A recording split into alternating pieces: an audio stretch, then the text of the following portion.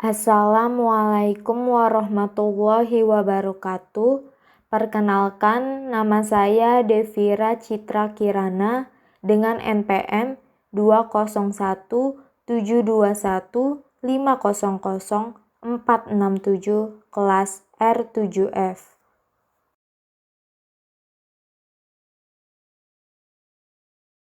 Saya akan mempresentasikan kegunaan deiksis dalam pragmatik dengan subjudul deiksis sosial.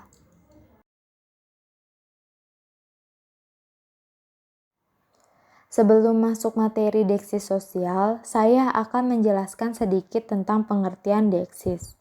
Menurut Purwo tahun 1984 halaman 1, menjelaskan bahwa sebuah kata dikatakan bersifat deiksis apabila referensinya berpindah-pindah atau berganti-ganti, tergantung pada siapa yang menjadi si pembicara dan tergantung pada saat dan tempat dituturkannya kata itu. Menurut Hair dan Agustina tahun 2004 halaman 57, yang dimaksud dengan deiksis adalah suatu hubungan antar kata yang digunakan di dalam tindak tutur dengan referen kata yang tidak tetap atau dapat berubah dan berpindah. Kata-kata yang referennya bisa menjadi tidak tetap ini disebut dengan kata-kata deiksis.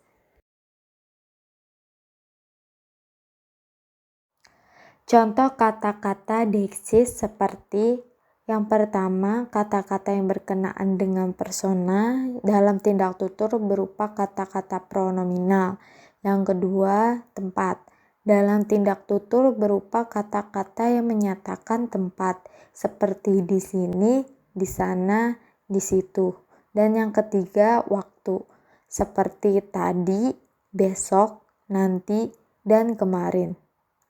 Lalu ada macam-macam deiksis. Menurut Nababan tahun 1987 halaman 40, deiksis ada 5 jenis. Yang pertama yaitu deiksis orang, yang kedua deiksis tempat, yang ketiga deiksis waktu, yang keempat deiksis wacana, dan yang kelima deiksis sosial. Selanjutnya pengertian deiksis sosial. Deiksis sosial menurut Purwo dalam Putrayasa tahun 2015 halaman 53, deiksis sosial berhubungan dengan aspek-aspek kalimat yang mencerminkan kenyataan-kenyataan tertentu tentang situasi sosial ketika tindak tutur terjadi. Deiksis sosial menunjukkan perbedaan-perbedaan sosial yang ada pada partisipan dalam sebuah komunikasi verbal yang nyata, terutama yang berhubungan dengan segi peran antara penutur dan petutur atau penutur dengan topik atau acuan lainnya.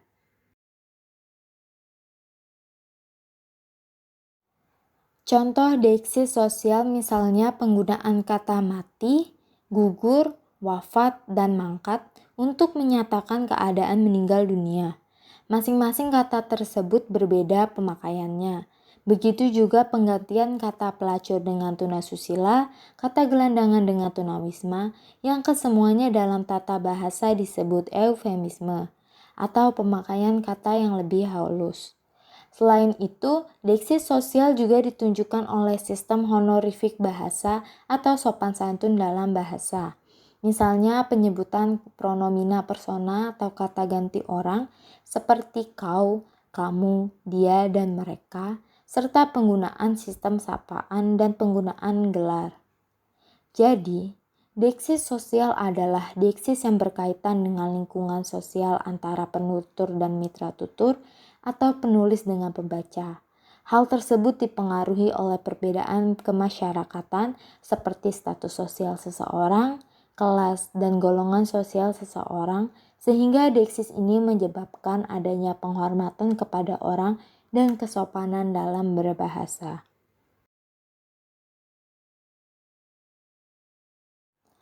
Bentuk deiksis sosial menurut Levinson tahun 1983 halaman 90, deiksis sosial memiliki dua bentuk dasar, yaitu bentuk relasional dan bentuk absolut atau mutlak.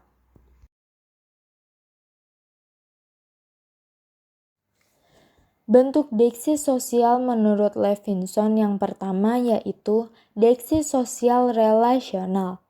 Bentuk deksi sosial relasional yaitu deksi sosial yang berhubungan dengan peringkat relatif atau rasa hormat yang ditujukan oleh penutur dan rujukan, penutur dan petutur, penutur dan pendengar atau penonton, serta penutur dan latar.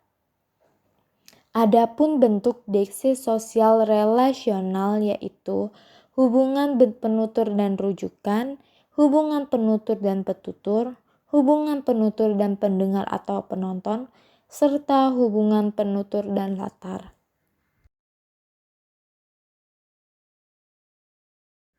Bentuk deksi sosial relasional ada 4. Yang pertama adalah hubungan antara penutur dan rujukan atau honorific rujukan atau acuan. Menurut Huang tahun 2014 halaman 209 mengungkapkan bahwa honorific rujukan adalah bentuk bahasa yang digunakan oleh pembicara atau penutur untuk menunjukkan rasa hormat terhadap orang yang dirujuk atau diacu.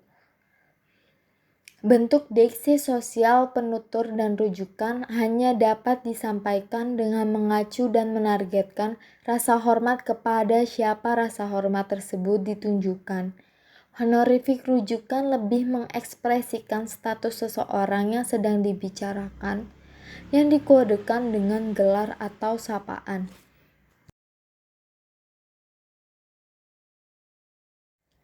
Contoh kutipan tersebut merupakan kutipan percakapan yang dituturkan oleh Dr. Michael kepada Deddy Corbuzier di acara Hitam Putih Trans 7.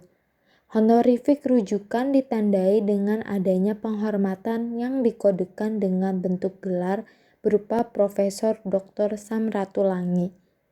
Dalam hal ini, yang berperan sebagai penutur adalah Dr. Michael. Sedangkan orang yang menjadi target untuk dirujuk atau diacu adalah Profesor Dr. Samratulangi. Bentuk penghormatan berupa gelar Profesor Doktor yang diberikan oleh penutur kepada Samratulangi sebagai orang yang dirujuk bertujuan untuk menunjukkan bahwa Samratulangi memiliki pendidikan tinggi dan juga menjadi seorang peneliti. Sebutan Profesor Doktor merujuk kepada penghormatan profesional, artinya orang yang ahli dalam bidang ilmu tertentu. Bentuk deksi sosial relasional yang kedua adalah hubungan antara penutur dan petutur atau honorific petutur. Menurut Huang, tahun 2014 halaman 209, mengungkapkan honorific petutur atau mitra tutur yaitu bentuk bahasa yang digunakan oleh penutur atau pembicara atau penulis untuk menandakan rasa hormat terhadap mitra tuturnya. Dalam honorific petutur, rasa hormat dapat langsung disampaikan tanpa harus ada target yang diacu atau dirujuk. Misalnya kata Bapak, Ibu, Saudara, dan Anda sudah menunjukkan rasa penghormatan kepada mitra tutur meskipun penghormatan tersebut tanpa menambahkan subjek atau nama orangnya.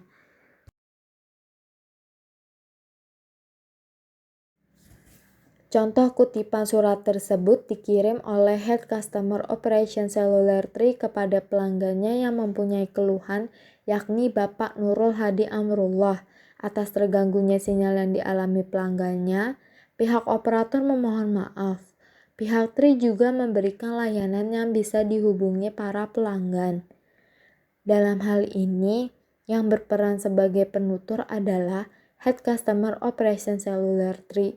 Sedangkan peran petutur atau mitra tutur yaitu Bapak Nurul Hadi Amrullah. Pada kutipan tersebut, pihak Tri memohon maaf kepada Nurul Hadi Amrullah dengan menggunakan panggilan Bapak. Panggilan Bapak digunakan oleh pihak Tri untuk menghormati mitra tuturnya. Adanya kata Bapak bertujuan untuk menghormati mitra tuturnya, maka dapat dikatakan tuturan tersebut menunjukkan bentuk deksi sosial relasional, yaitu adanya hubungan antar penutur dengan mitra tutur yang dikodekan bentuk sapaan berupa kata Bapak.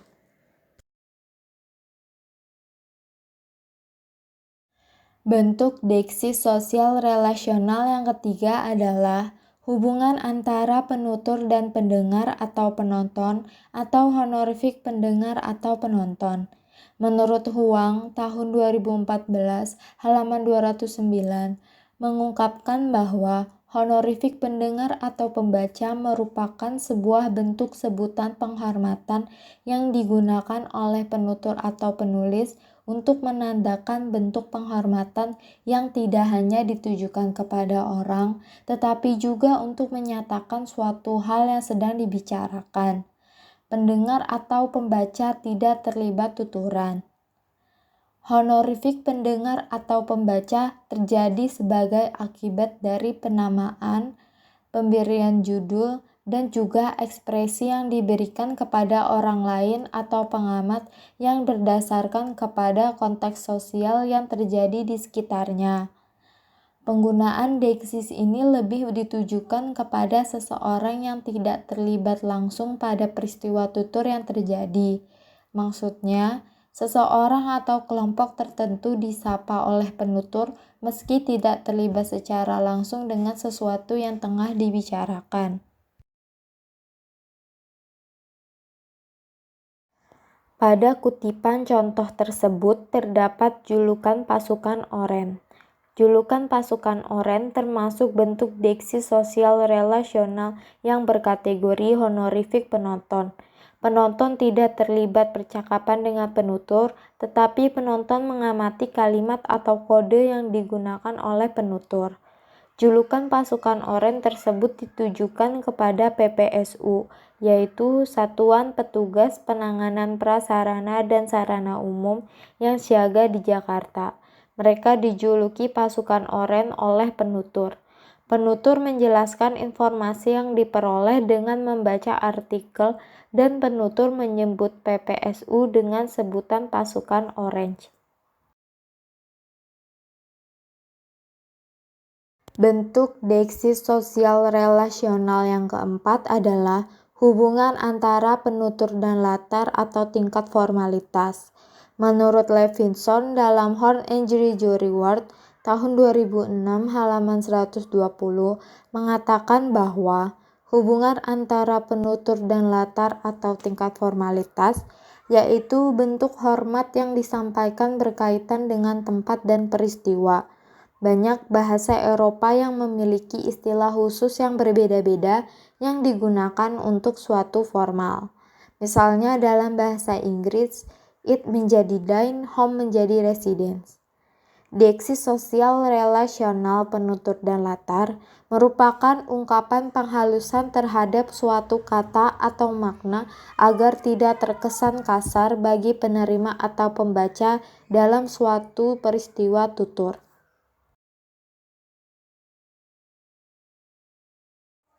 Pada kutipan contoh tersebut, kata tunawisma lebih sering digunakan dengan menggantikan kata gelandangan. Pemilihan kata tersebut sebagai bentuk keformalitasan dan kesopanan berbahasa untuk menyampaikan suatu hal atau peristiwa sehingga menimbulkan kesan yang halus dan lembut. Bentuk deksi sosial menurut Levinson tahun 1983 halaman 90 yang kedua yaitu deksi sosial absolut atau mutlak. Deksi sosial absolut atau mutlak adalah bentuk-bentuk bahasa yang telah ditetapkan bagi penutur atau petutur saja. Bentuk deksi sosial mutlak terkadang dikaitkan dengan status sosial yang berbeda, misalnya status sosial yang lebih tinggi dan status sosial yang lebih rendah. Bentuk deksi sosial mutlak terbagi menjadi dua, yaitu yang pertama authorized speaker atau penutur yang berwenang, yang kedua authorized recipient atau penerima yang berwenang. Bentuk deksi sosial absolut atau mutlak ada dua. Yang pertama adalah authorized speaker atau penutur yang berwenang. Menurut Sumarsono dalam Putra Yasa tahun 2015 halaman 56, menjelaskan bahwa dalam hal informasi, deksi sosial dapat dikatakan ada bentuk-bentuk bahasa yang dienkodekan secara mutlak sebagai penutur saja. Bentuk tersebut dapat dikatakan sebagai bentuk absolut atau mutlak authorized speaker.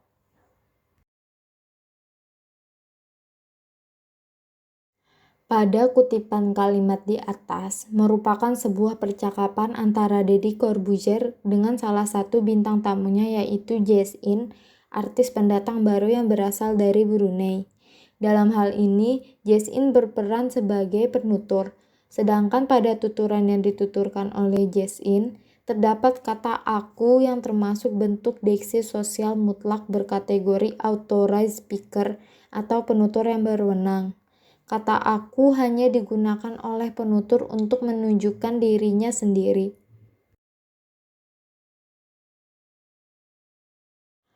Bentuk deksi sosial mutlak yang kedua adalah authorized recipient atau penerima yang berwenang.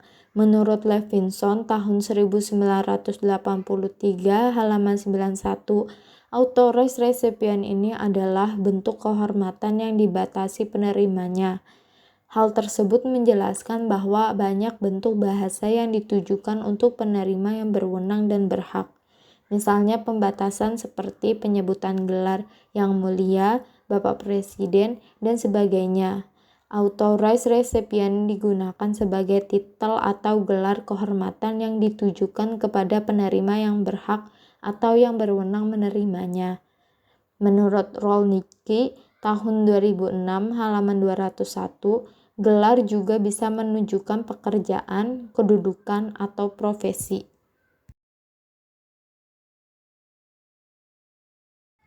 Pada kutipan kalimat di atas, terdapat bentuk deksi sosial mutlak berupa authorized recipient atau penerima yang berwenang, yaitu pembatasan titel kehormatan yang hanya ditujukan benar-benar kepada penerima yang berwenang dan berhak. Hal tersebut ditandai dengan adanya panggilan ustaz. Penerima kehormatan ustaz hanya ditujukan kepada seorang laki-laki yang menjadi guru agama Islam. Panggilan ustaz pun penerimanya hanya ditujukan khusus untuk keagamaan dalam Islam. Jadi, simpulannya adalah deksi sosial adalah deksis yang berkaitan dengan lingkungan sosial antara penutur dan mitra tutur atau penulis dengan pembaca. Hal tersebut oleh perbedaan kemasyarakatan seperti status sosial seseorang, kelas, dan golongan sosial seseorang, sehingga deksis ini menyebabkan adanya penghormatan kepada orang dan kesopanan dalam berbahasa. Dengan memahami deksi sosial, seseorang dapat berbahasa dengan baik, sopan, dan sesuai dengan norma yang berlaku dalam kelompok masyarakat tertentu. Kaitannya dalam kehidupan sehari-hari yang perlu diperhatikan ialah cara menggunakan semua deksi sosial dengan tepat. Hal ini karena dalam suatu peristiwa berbahasa, pemakai bahasa dituntut dapat menggunakan deksi sesuai dengan kadar sosial dan santun berbahasa yang tepat.